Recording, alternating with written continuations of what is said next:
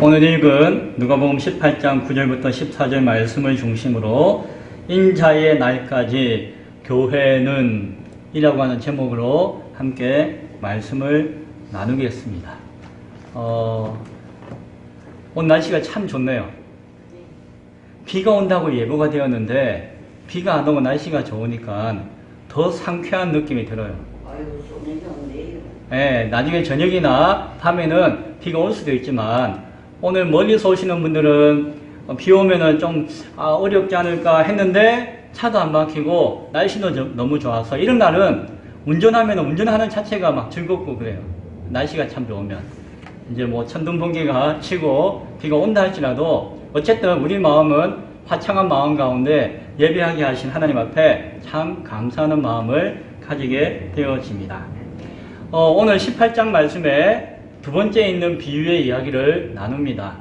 지난 시간에는 첫 번째 불의한 재판장과 여인에 관한 비유의 말씀을 나누었죠. 18장에 있는 내용은 그 비유인데 그 비유를 이해하기 위해서는 18장만 봐서는 오해하거나 잘못 해석할 수가 있습니다. 그래서 우리는 성경 전체의 흐름을 보는 것이 중요한데 그 흐름은 18장의 앞에는 뭐가 있을까요? 17장이 있죠. 네. 17장의 내용이 뭔가도 우리가 살펴보면은 18장의 말씀을 이해하는데 도움이 되어집니다.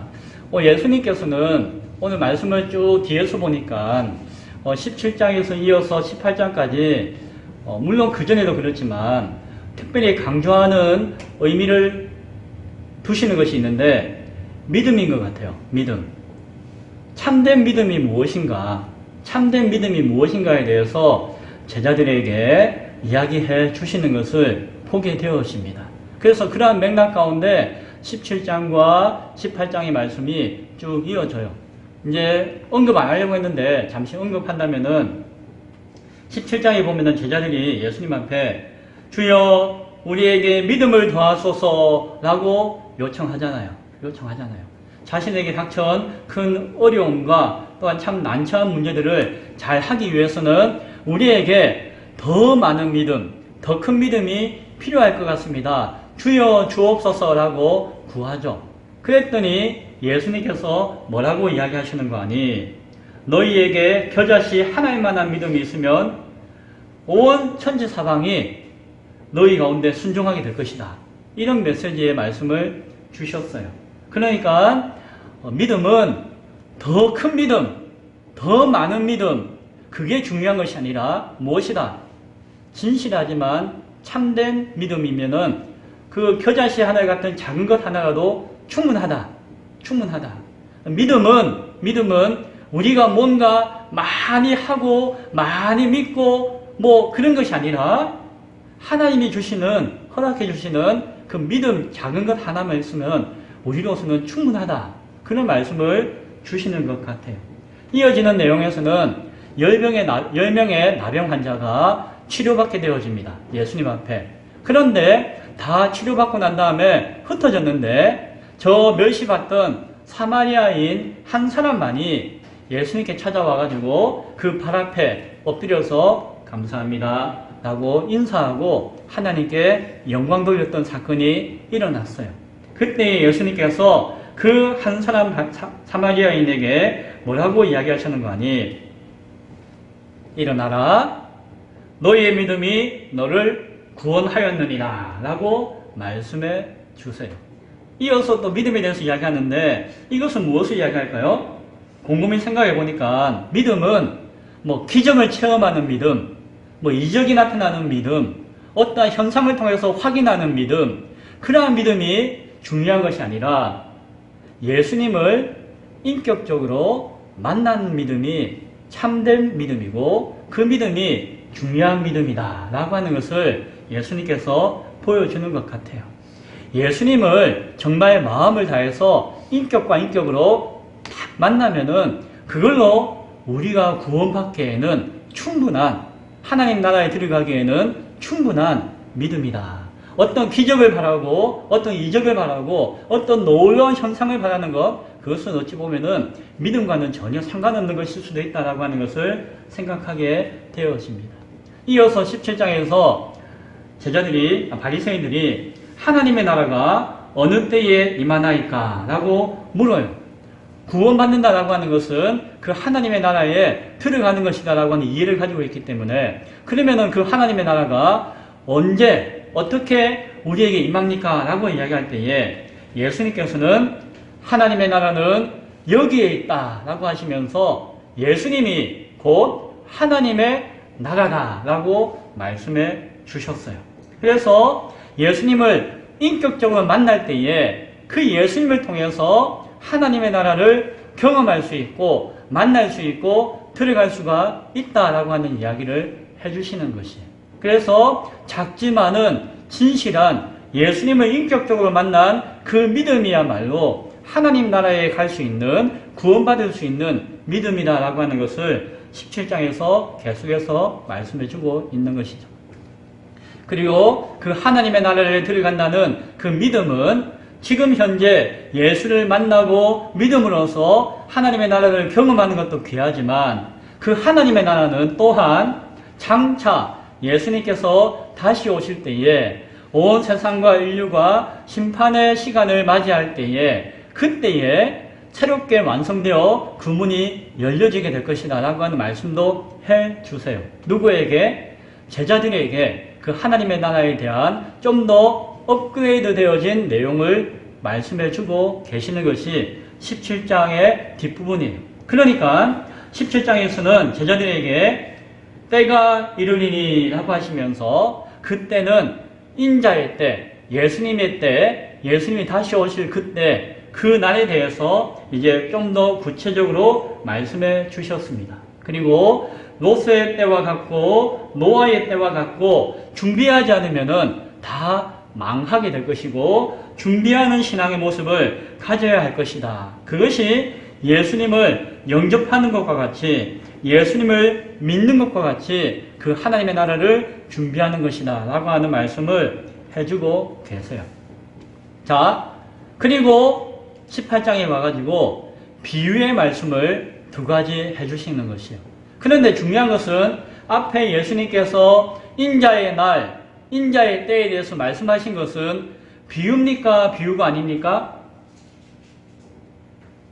비유가 아니에요. 예. 인자의 날에 대해서 이야기할 때에, 그 하나님 나라에 완성되어지는 그때에 대해서 이야기할 때에 그것은 비유가 아니고 실질적으로 일어나고 나타나는 현상과 모습에 대한 말씀을 이야기하신 것이에요. 그리고 그것에 대해서 우리가 어떻게 준비하고 바라볼 것인가에 대한 하나의 설명으로서 오늘 18장에서는 비유로 말씀하시는 것이에요. 그래서 지난 시간에 나누었던 불의한 재판장과 한 여인의 비유는 재판장에게 막 간청해가지고 막 간구해가지고 자기 소원을 얻으라 그렇게 기도하라고 하는 그러한 내용이 아니었고, 그러한 비유를 통해서 말씀하시는 것은 무엇이라고요?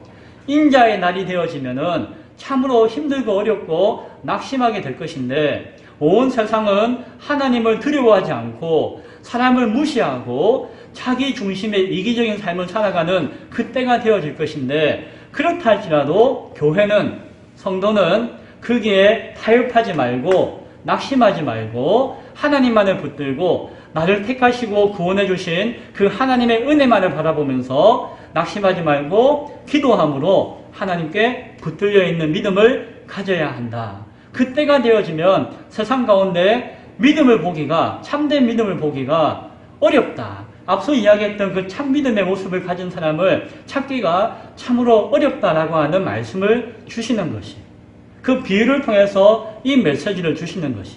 자, 서론이 길었죠. 그리고 이제 오늘 두 번째 비유의 말씀이 나옵니다. 자, 그러면 여기서 우리가 전제로 할 것은 무엇입니까? 두 번째 비유의 내용은 바리새인과 세리에 관한 이야기가 나오는데, 예수님은 지금 바리새인에 대해서 이야기하고자 하는 것이 아니에요.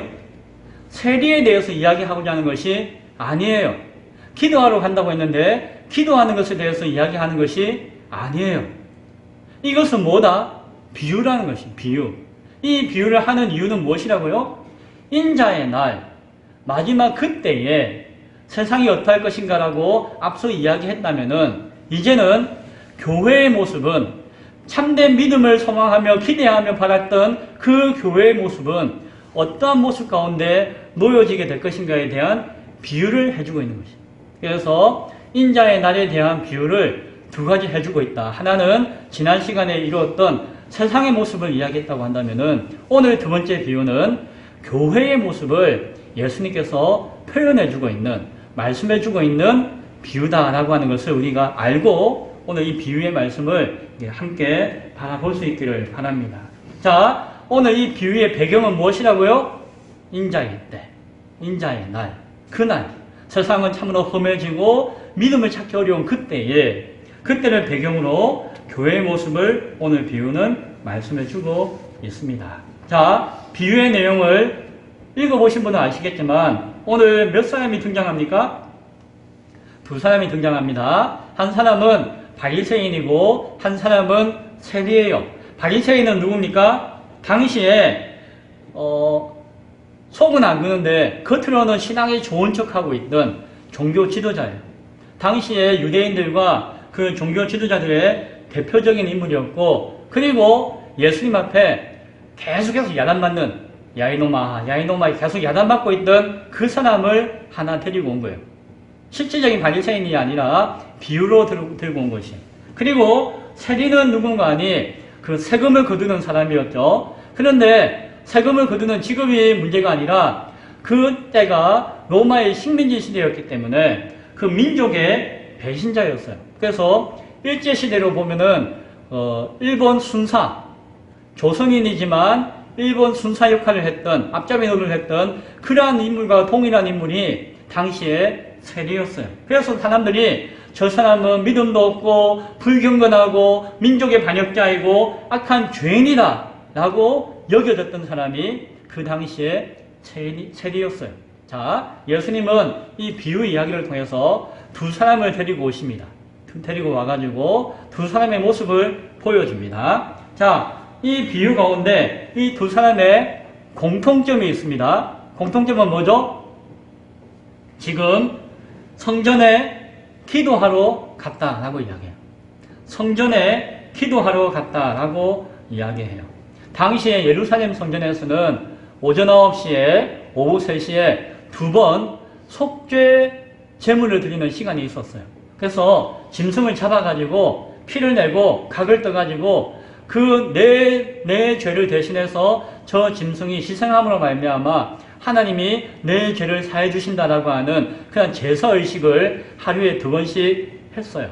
그래서 많은 사람들은 그 제사의식에 참여해가지고 거기 서서 제사를 바라보면서 그 짐승을 죽일 때에 내 죄를 대신해서 저 짐승이 죽었고, 그리고 저 짐승이 내 죄를 대신해서 내가 저 짐승의 희생으로 말미암아 죄가 용서받는다라고 하는 그러한 마음을 가지고 그 희생의 제사에 참석한 것이에요. 그리고 거기에 서서 참석하면서 하나님께 예배하며 또한 하나님 앞에 자신의 죄를 회개하는 시간을 가졌어요. 그래서 오늘 본문에서 성전에 기도하러 올라갔다라고 하는 것은 단순히 주여 하고 기도하려고 올라갔다는 이야기만이 아니라 뭐다? 오늘날로 이야기하면은 예배하러 갔다는 것이. 예배하러. 하나님께 예배하러. 하나님을 만나고 하나님 앞에 죄를 회개하고 하나님 앞에 내 죄 사함에 하나님이 나를 의롭게 하셔야지 내가 구원받을 수 있으니까 나를 용서하여 주옵소서라고 하는 그런 소망 가운데 의를 얻기 위해서 성전에 올라가는 것이 오늘 본문에 있는 기도하러 성전에 올라갔다고 하는 내용의 배경인 것이. 그래서 오늘 이야기하면은 예배하러 갔다. 오늘 우리 예배하러 모였잖아요. 이렇게 예배하러 갔다라고 해도 비슷한 이야기다라고 할 수가 있습니다. 그 예배의 자리에 가서 기도하고 있는, 예배하고 있는 두 사람의 모습을 말씀해 주고 있는 것이에요. 자, 그 중에 한 사람이 누구였다고요? 바리새인이었습니다. 바리새인, 실제 바리새인이 아니라 비유로서 그렇게 이야기하는 것이에요. 자, 이 바리새인의 기도의 내용, 예배에 참석하는 모습은 어떠했는지를 오늘 살펴보기 원합니다. 자, 먼저 오늘 성경을 보니까 바리새인의 기도의 중심은 누구였을까요? 나 자신이에요. 나 자신. 오늘 한글 성경에서 봐도 내가, 나는 이라고 하는 표현을 해요. 11절에 보면은 하나님이여 나는 이렇게 이야기하죠. 12절에서도 나는 이라고 하면서 이야기하죠. 바리새인의 기도의 중심은 자기 자신이었어요.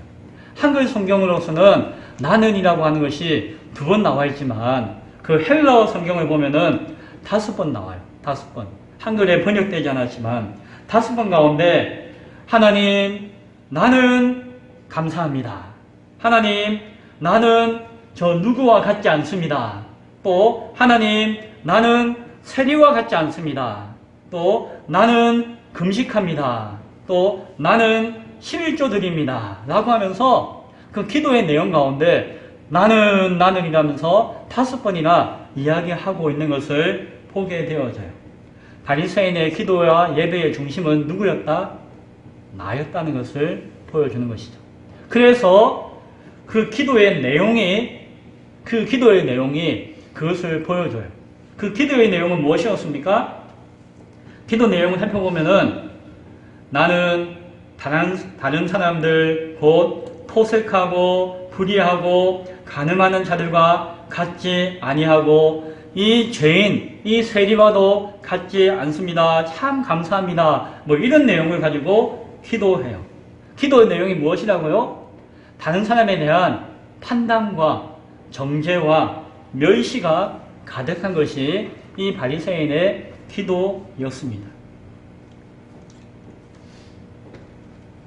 토색하고 불의하고 간음한 것을 그러한 자들과 같지 않고 세리와 같지 않고 그래서 참 감사합니다 라고 기도했어요. 자, 이것은 감사입니까? 욕입니까? 감사라고 했는데 참 이거 누구 욕하는 거잖아요. 잘났다 잘났다. 이거는 칭찬입니까? 욕입니까? 욕이죠. 그런 비슷한 느낌이 들어요. 감사합니다라고 했는데 전혀 감사하는 마음이 안 느껴지죠. 자신은 의인이고 다른 사람들은 다 죄인이라는 것이요. 나는 믿음이 좋고 다른 사람 믿음은 다 꽝이라는 것이요. 내가 하는 것은 실수였지만 저 사람은 악해서 벌어진 악한 일이다 라고 이야기하는 것이요. 내가 가지고 있는 믿음과 신앙과 교리는 정통 교리인데 저 사람이 가지고 있는 믿음과 신앙과 교리는 사이비 이단이고 잘못된 것이다 라고 쉽게 판단해 버리는 것입니다. 나는 하나님을 만나고 하나님과 교통하며 하나님의 응답을 받을 수 있는 기도자로 여기 왔지만은 저 세리와 저 사람들은 다 지 욕심 부린다고 하나님 앞에 온 사람이다. 이런 마음을 이 바리새인은 가지고 있었던 것이에요.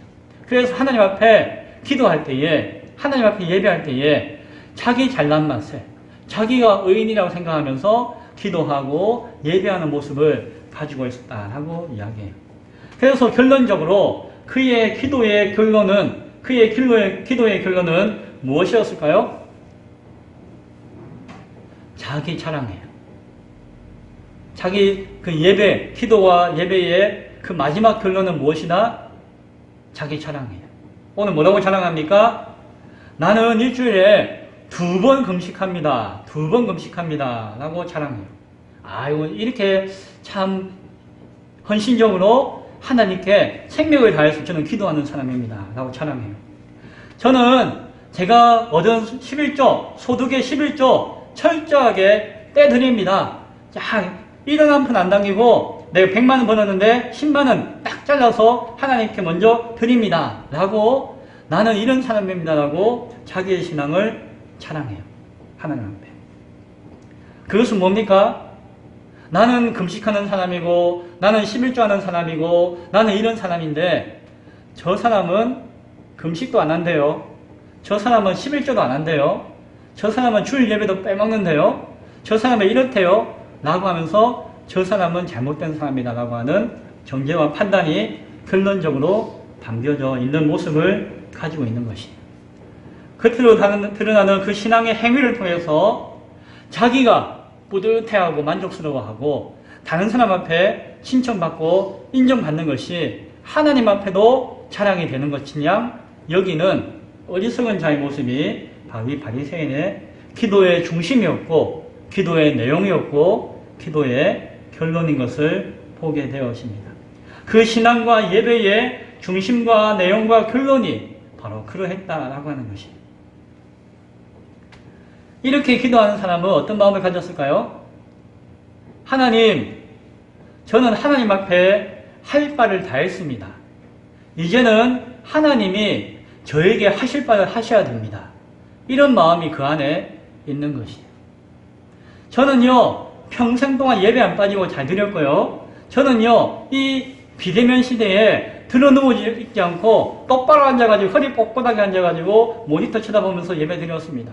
저는 11조 안 빠지고 잘 드렸고요. 저는 하나님 앞에 기회가 되는 대로 헌신하고 수고하고자 하였습니다. 참 이쁘죠? 하나님 그러니까 저에게 복을 주셔야 돼요. 하나님 저를 구원해 주셔야 돼요. 하나님 저를 잘되게 해 주셔야 돼요. 왜? 내가 잘했으니까. 그러나 사실 이것은 진실한 기도도 아니고 진실한 신앙도 아니고 진실한 예배가 아닐 수가 있습니다. 이러한 모습은 하나님을 예배하는 것이 아니라 자기 자신을 예배하는 것이 될 수 있음을 우리는 바라보아야 할 것입니다. 주변에 있는 많은 사람들, 교회 안이나 교회 밖에 있는 그 많은 사람들은 내가 예배하고 내가 구원받고 내가 천국 가는 다 격가지 인물들이라고 여기는 마음을 가지기가 쉬워요. 이것은 결국에는 어떤 모습과 같을까요? 그 당시에 마지막 때에 세상이 가지고 있던 모습, 하나님을 두려워하지 않고 사람을 무시하고 자기 중심적인 생각 가운데 빠져있는 지난 시간에 말씀드렸던 그 세상의 모습과도 다를 바가 있다 없다? 없다는 것이에요. 전혀 다를 바가 없는, 겉은 달라 보여도 속은 그 세상과 똑같은 모습의 교회 모습일 수가 있는 것을 이 바리새인의 모습을 통해서 예수님은 비유해 주시는 것 같아요. 그러나 오늘 세리의 기도의 중심과 내용과 결론은 무엇인지를 보기를 원합니다. 아마 대조적으로 주시고자 하는 메시지가 있었겠죠. 세리의 기도의 중심은 무엇이었습니까? 하나님이 중심이었어요. 하나님을 바라보고 하나님을 인지하고 하나님을 의식하고 하나님 앞에 자신을 비추어 보았어요. 그래서 세리는 감히 하늘을 쳐다보지 못했다라고 이야기해요. 하나님을 쳐다볼 수가 없었다라고 이야기해요. 그 성전 예배당 한 구석에 조용히 서 있었다라고 이야기해요. 앞에 나갈 수도 없고 드러낼 수도 없고 그냥 저 뒤에 조용히 그냥 서 있을 수밖에 없었다라고 이야기해요. 왜요? 자기의 중심 안에는 죄와 연약함과 허물과 부끄러움이 가득할 뿐이었어요. 그래서 그 중심 안에는 하나님이 아니면은 자기 안에 자기가 드러낼 수 있는 것은 아무것도 없었기 때문이에요. 이 세리가 했던 기도의 내용은 무엇이었습니까? 하나님의 긍휼하심과 하나님의 용서가 그의 기도의 내용이었습니다. 그는 하나님을 쳐다보지 못하였지만 하나님이여 라고 부르면서 자기 가슴을 쳤다고 이야기해요. 우리 가슴을 칠 때 뭐죠?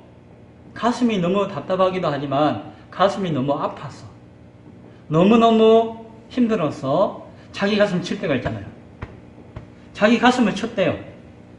막 가슴에 애아리고 애통해서 가슴을 쳤대요. 그리고 뭐라고 기도하였습니까? 나를 불쌍하게 여겨달라고 기도했어요. 하나님 앞에 나를 불쌍히 여겨달라고 기도하였습니다. 가난한 심령으로 정말 진심 어린 회개로 속죄하면서 하나님의 용서만을, 하나님의 은혜만을 구하는 것이 세리의 기도의 내용이었습니다. 세리의 기도의 결론은 무엇이었을까요? 오늘 성경은 뭐라고 합니까? 나는 죄인입니다 라고 하는 것이 그 기도의 결론이었어요. 나는 죄인입니다. 하나님의 용서가 아니면은, 하나님의 은혜가 아니면은, 하나님의 긍휼이 아니면은 나는 고개도 들 수 없고 가슴을 치면서 울면서 애통하며 살 수밖에 없는 나는 죄인입니다 라고 하는 것이 이 세리가 했던 기도의 결론이었습니다. 그것은 단순히 기도가 아니었다고 했죠. 무엇이라고요? 그의 신앙과 예배의 중심이었고 내용이었고 결론이었어요. 예수님께서 지금 이거는 뭐라고요? 비유예요. 이 비유의 말씀을 하시면서 이 비유 안에서 최종적인 결론은 무엇이었습니까? 14절의 말씀을 보면은 내가 너희에게 이르노니 이에 저 바리새인이 아니고 내가 의롭다라고 여겼어요. 내가 의롭다라고 여기고 그 의로움을 드러내고 자랑하러 하나님 앞에 나아갔어요. 그러나 예수님은 언급도 안 하면서 그냥 하시는 이야기는 저 바리새인은 아니다 라고 말씀하셨어요. 그리고 의롭다 하심을 받은 사람이 있는데 그는 누구다? 바로 오직 그 세리밖에 없다라고 말씀을 하셨어요. 그 세리는 의롭다함을 그 마음 가운데 받은 채에 위로함을 얻고 평안함을 얻고 소망을 가지고 집으로 갈 수 있었다라고 이 비유의 결론은 말씀해 주고 있습니다. 그리고 이 비유 이야기를 통해서 최종적으로 예수님이 하시고자 하는 간단한 메시지는 14절 마지막에 나와 있는 것이에요. 무릇 자기를 높이는 자는 낮아지고 자기를 낮추는 자는 높아지리라. 단순히 이것은 겸손하십시오, 자세를 낮추십시오 라고 하는 이야기가 아니에요. 이 메시지의 의미는 우리가 예수님이 하신 비유의 내용과 그 비유의 배경이 되어지는 내용 전체를 바라보면서 이 메시지를 이해할 수가 있어야 되는 것이에요. 단순히 겸손하라는 이야기가 아니에요. 무엇입니까? 인자의 날이 가까울수록 교회도 깨어있지 못하면은 저 세상과 똑같이 되어진다라는 말씀이에요. 교회가 자신을 더욱더 낮추며 깨어서 분명하게 하나님의 이름을 부르며 예배의 자리에 나아가며 기도한다라고 하지만 깨어있지 못하다면은 자기를 의롭다고 믿고 다른 사람을 멸시하는 신앙, 하나님을 두려워하지 않고 사람을 무시하며 이기적인 생각 가운데 빠져있는 저 세상과 똑같은 모습 가운데 있는 신앙에 머물게 되어질 것이다 라고 하는 말씀을 하시는 것이에요. 오늘 비유에서 세리는 의롭다 하심을 받고 집으로 돌아갔습니다. 우리가 돌아가야 할지 그 영원한 집 하나님의 나라에 우리가 가기 위해서 우리에게 요구되어지는 것도 의롭다 하심을 받는 것이에요. 그 의롭다 하심을 받는 것은 내가 의로운 행위를 했어도 아니고 내가 자부심을 가지고 자랑할 것들이 많아서가 아니라 오직 예수 그리스도께서 나를 위해서 죽으셨던 그 은혜의 희생의 의로 말미암아 하나님이 우리에게 그 의를 덮어주시고 입혀주신 그 하나님이 주시는 그 의로 말미암아 우리는 의롭다함을 받게 되어지는 것이에요. 그래서 그 의 앞에서 우리는 자랑할 것이 없는 것이에요. 그 의 앞에서 우리가 고기를 빳빳이 들쳐 채울 수 있는 것이 없는 것이에요. 세상과는 다른 하나님 앞에 자신을 낮추는 자의 의미가 바로 여기에 있다는 사실을 우리는 바라볼 수 있어야 할 것입니다. 요한일서 1장 8절에서 말씀하죠. 만일 우리가 죄가 없다고 말하면은 스스로 속이고 또 진리가 우리 속에 있지 아니할 것이요. 내가 스스로 의를 얻고 내가 스스로 하나님 앞에 자랑할 수 있는 인생이다라고 여기는 그 순간 그 스스로 얻었다라고 하는 여기는 의와 자랑은 다 거짓이라고 하는 것을 기억해야 할 것입니다. 자기를 속이는 것이며 자기를 기만하는 것이며 하나님도 속일 수 있다라고 하는 착각이라고 하는 것을 우리는 바라봐야 할 것입니다. 인자의 날이 다가올수록 그 인자의 날은 언제인지 모르잖아요. 그렇죠? 그날이 짠 하고 나타나지 않아요. 그날까지, 지금부터 주님 오시는 그날까지 우리는 인자의 날을 대비하고 준비하는 삶을 하루하루 살아가고 있습니다.